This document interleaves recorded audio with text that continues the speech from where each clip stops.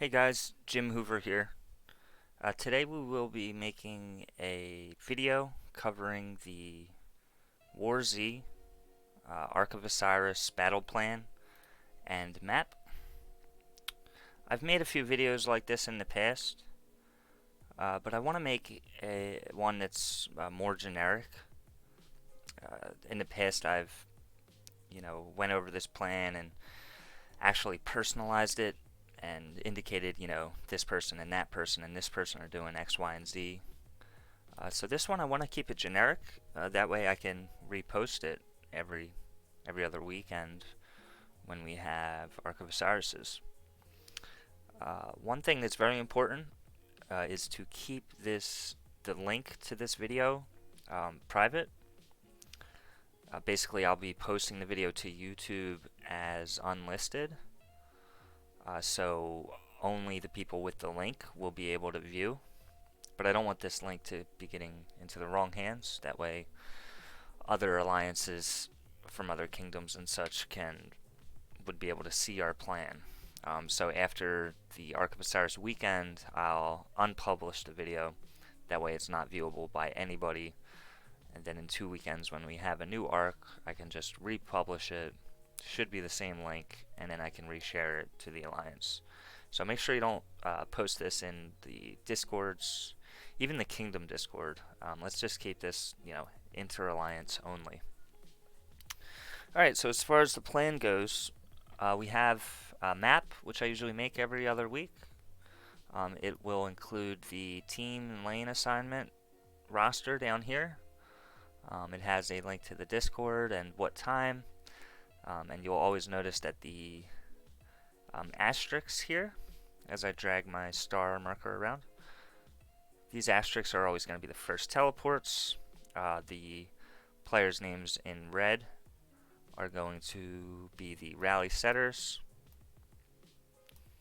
And the blue is going to be the defensive captains. Now, in Ark of Osiris, anybody, I believe, participating can change the garrison captain by clicking the structure, clicking view, and then you click the little image next to the player's name, and you could elect, a garrison captain, or a structure captain, I should say. But these players with blue font, the players with names in blue, if I'm the purple team, bottom shrines, and there's a rally coming on one of the bottom shrines, then whoever the blue captain there is should be the one that's on the ball to select the best captain for the structure. On the bottom, I didn't want to change my view. It was perfect. There we go. On the bottom, I have the Phase 2 section, and we'll get into that last. As far as the maps go, we had a lot of arcs that were from Red Team, so I've made my maps and plans from the red side. It shouldn't be too bad if we end up having an arc where we're the blue team. It will be the same exact thing, except for from this side up here. Of course, the top sides are always going to be this side. So these structures here will always be the top structures, and this will always be the top of the map, no matter what team we're on. Same with the bottom side. These will always be the bottom structures, no matter if we're blue or red. And you'll notice the symbols here. I have these symbols, which are runners, taxis, rally bombs, infantry defenses, and cavalry. Okay, so let's jump right into, on the other side here, the graph of the roster will always be similar. We have the two top side teams, top altars indicated by green, top shrines yellow. Bottom side, we have bottom altars blue, bottom shrines purple, and the mid lane, which is mostly support, harassment, arc grabs, some other wild card things that'll always be gray in the center. So jumping into the plan and strategy, as I said, we'll do a phase 1 pre-teleport and a phase 2, which is the post-teleport. Okay, so for phase 1 pre-teleport, this is basically as soon as the gates open. All right, So there's a few. As soon as the gates open, is getting a jump on things is very important. Okay, so as soon as the gates open, we will have 4 rallies being set. Okay, so we'll always have 2 infantry taxis. We'll have a bottom taxi going to our side obelisk, and we'll have a bottom infantry or a top infantry taxi going to the other obelisk. So anybody that's on the bottom side, since we have infantry troops going out this way, if you want to put your infantry troops in that rally, it will get them out in this direction faster than marching them on your own, just based off of the rally speed boosts from the Alliance tech. And the infantry taxi rally setters will always have expertise to Charles Martel with the march speed boost to infantry troops. They get out there pretty quick. The other 2 rallies that are set from the very beginning are very important. These are the rally bombs. Okay, so we call these the fake rally bombs. All right, these rallies are for the middle crew. If you'll notice, the graph has the middle crew broken up into a top section and a bottom section. That's because this top section will launch a rally on the obelisk, and the bottom section will launch a rally on the other bottom obelisk. So all 6 of the mid lane crew players need to be in these rallies. Okay, we cannot leave these rallies open. So basically, all of these players here will need to use 2 cav marches. So 1 cav march for the top rally bomb and 1 cav march for the bottom rally bomb. Now when these rallies launch, they're going to traject in this direction. Alright, and basically these players are going to be keeping an eye on this obelisk. If the enemy has mounted a serious defense here, we're not going to waste the rally and just let all them troops die. The rally will actually break. The rally setter will hit the cancel button right about here, and that will initiate a swarm attack on the enemy altar. Okay, so most of the time when they're heavy in the obelisk, it's pretty easy, and especially with the speed that this thing gets out here, this actually works quite often. Alright, and as you know, the altars are worth the most points, so even if that rally bomb that broke here and swarmed and captured the altar, even if that only makes it, and if we only have the altar for 3, 4, 5, 10 minutes, it's well worth it, just because it's taking away time, points per minute from the other team, and giving us a little bit of points per minute. So that's a big positive gain right there. So it's very important that the mid crew is on the ball with getting both of these fake rally bombs out and reinforcing, and having those be full 2 million march, close to 2 million troops inside. Now the main thing for the majority of the other players, so we have the top altar team, top shrine team, and the bottom altar and bottom shrine team. The main thing for when the gates open for you guys is going to be getting your troops to where they need to be. All the players on the top side, besides the rally setters, are going to be sending a cav march or 2, whatever floats your boat, towards this obelisk. We ask that you park your troops back here somewhere, because we have the infantry rally that wants to garrison this. And this also gets rallied. The enemy rallies our obelisk a lot. So get your cavalry units to this obelisk if you're the top team, and get your bottom team, get your cavalry units to the bottom obelisk, because when the teleports open, the rally setters are going to teleport here, and you're going to have to be nearby in order to join that rally quickly. It's going to be a 1-minute rally. That way all these rallies can instantly fill when we're on the phase 2 section, and I'll get into that later.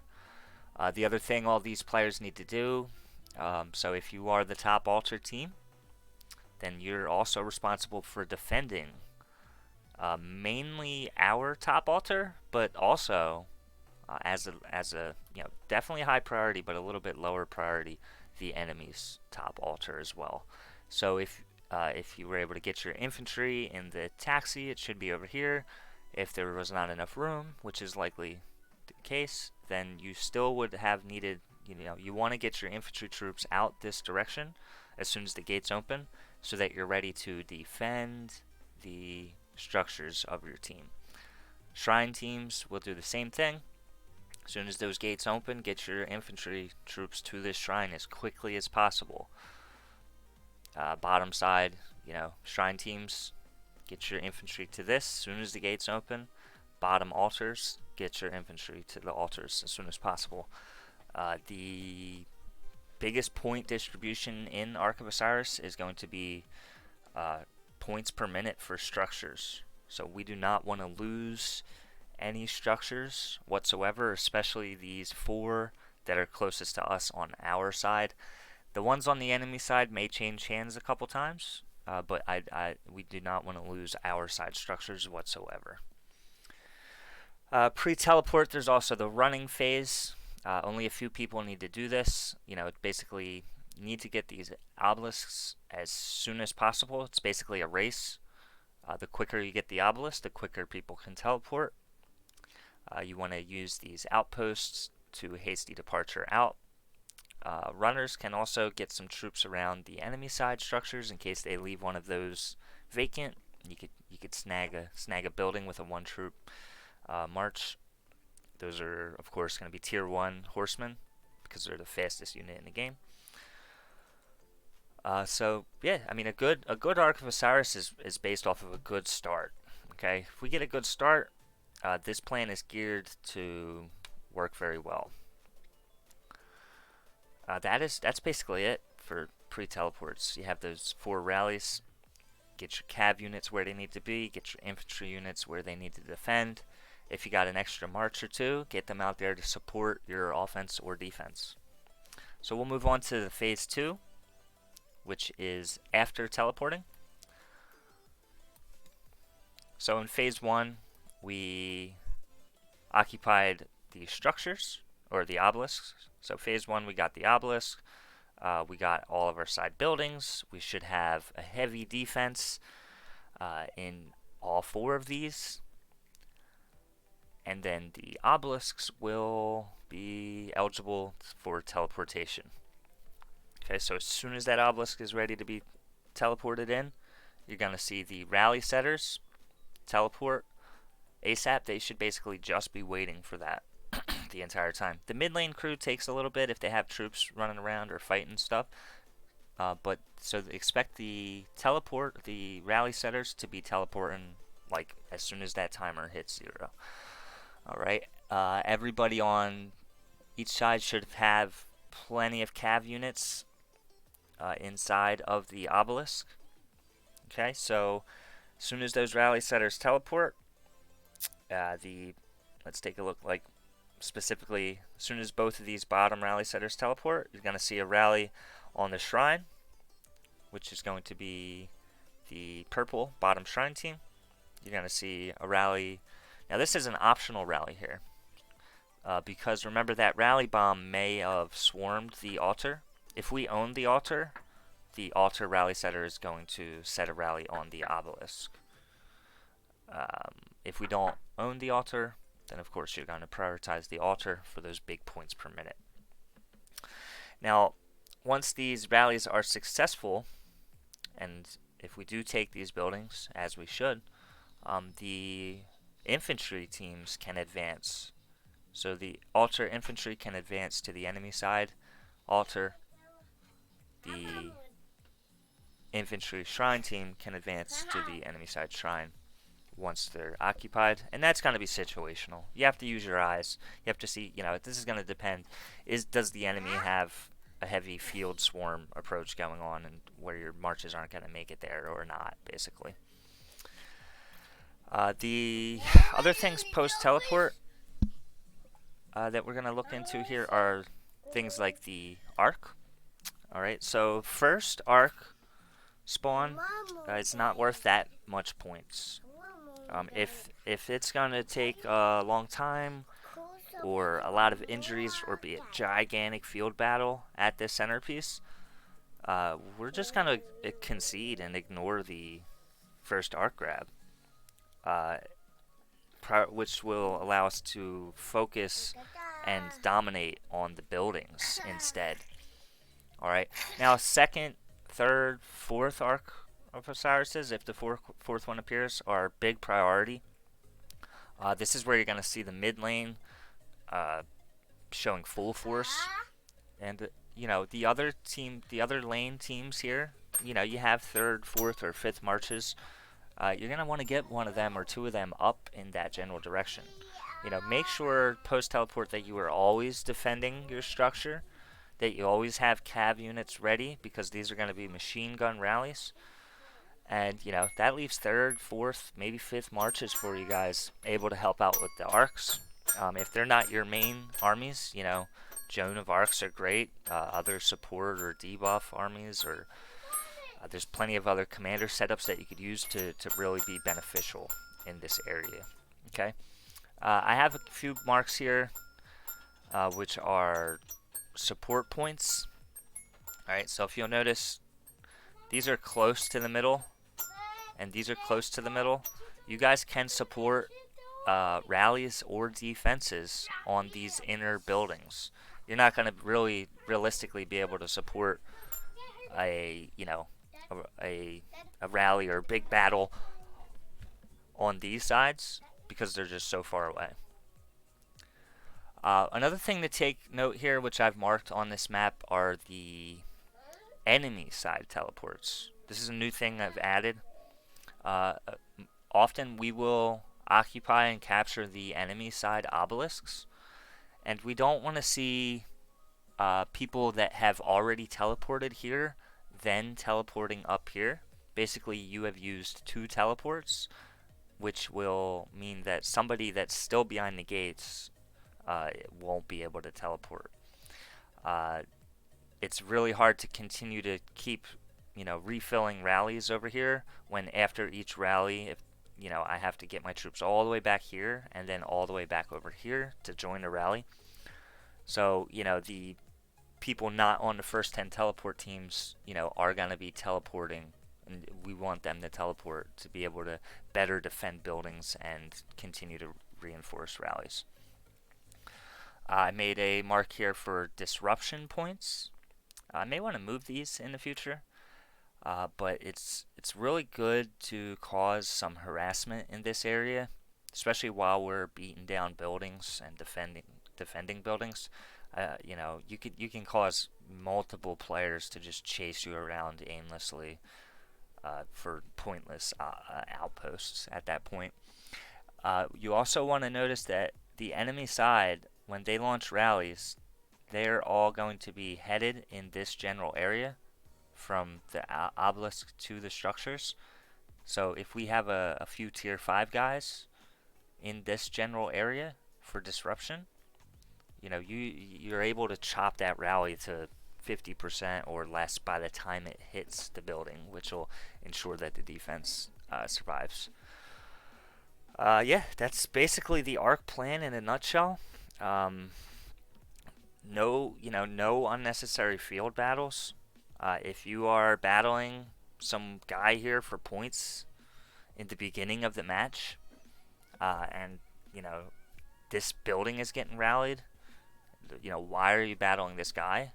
The alliance gets 0 points for field battles. Join the structure, join the rally, or help the structure, help the rally. Unnecessary field battles, let's avoid those. If we notice people doing that, we won't include them on future arc teams. There's so many people. This last arc, which occurs right after this recording, had over 80 people that are decent players that wanted to join. So if we see people doing unnecessary field battles, you won't be in future Arc of Osiris's. As far as missing Arc of Osiris goes, you won't be in any future arcs either, unless you have like a damn good excuse. Don't forget to farm. Provision points add up. You could get 3,000 to 5,000 points easy farming for the alliance as a whole. Remember that you can teleport as long as you have troops in buildings and not counting farm tiles. You could use that teleport glitch. Be sure to join us on Discord. The link is here. I'm sure it'll be floating around the Alliance chat.